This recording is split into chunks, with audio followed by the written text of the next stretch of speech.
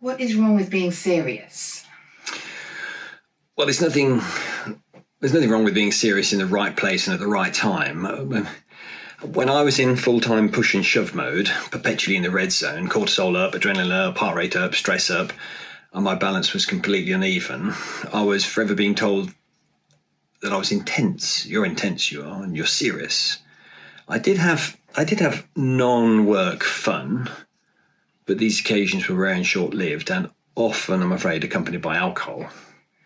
My habitual default was usually, I can't waste time, I must get back to work, or words to that effect. If I went to a gig or to the cinema, I couldn't wait for it to be open. I'd be looking at my watch saying, okay, only got an hour to go. I couldn't be in the moment. I was irritated by anything that got in the way of work, got in the way of doing. And that would include traffic jams, basic domestic tasks, being with friends, being with family, I'm ashamed to say, and even being on holiday. To be fair, I rarely got annoyed with friends because I was never with friends because I was too busy. But I did get annoyed with most other people. And when at home and at work. And when I did go on holiday, it took me the first week to relax, and then during the second week, I got anxious about returning to work. Let's not get this wrong. I love being busy. But I used to be busy to the exclusion of virtually everything else. All along, I would deny and distort my experience of what was going on, and I would relentlessly drive on down what became a toxic road, usually at full speed.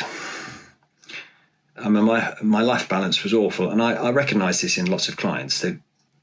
Their life balance is awful. Just below the surface, my life was miserable. And the difficult thing was, back then, I did not know how to change. So what did you do to change your life?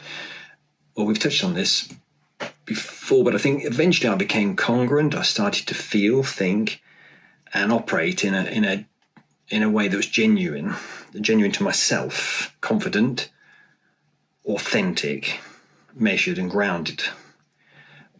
So I stripped myself bare of all facades.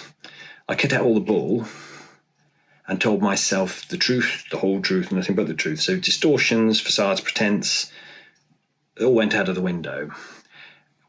So when I express myself internally or externally now, I try to do it mindfully. I stop and consider, and I try and communicate in a sensitive, genuine, and balanced way.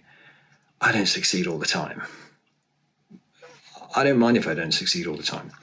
So today I understand what the word empathy means, and not only that, I can actually empathise. I can empathise with work colleagues and friends. I can even empathise with myself.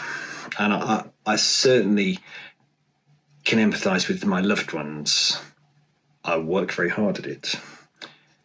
I didn't come from an empathic background, but it's becoming easier and easier and easier. So I'm also aware of psychological zones. I can recognise them, and after lots of practice, I can move from one to another appropriately and relatively easily now. And this helps me with organising my headspace, so it's not cluttered.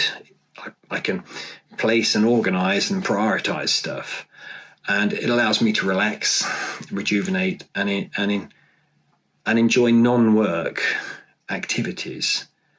I still work hard without sounding too big-headed. I think I work smarter, not just at work. I work smarter in all aspects of my life. I have a method of planning, organising, and prioritising things. I like structure, which eases me, and that easing allows me to be more in control, more efficient. I have more free headspace, less intrusive thoughts. I optimize my work. I optimize other areas of my life.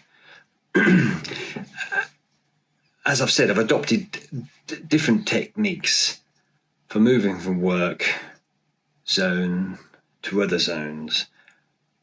And I'm learning to make those shifts easily.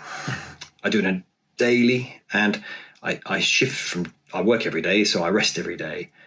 And as I've done this, I've created neurological pathways. So my new automatic pilot, my new positive habits have replaced my old negative autopilot. Everyone is unique, and this process is similar but slightly different for each individual person.